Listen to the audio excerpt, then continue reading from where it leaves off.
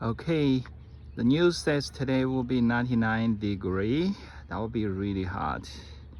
I replanted some tomatoes. Here's my little nursery for tomato plants. I moved them from there to here because you have to replant them.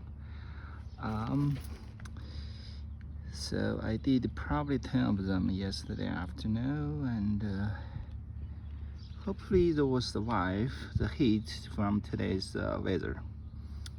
I did put a little fork support for each of them so they don't actually burn from the very hot soil on the ground. So good luck. Hopefully you will go through today.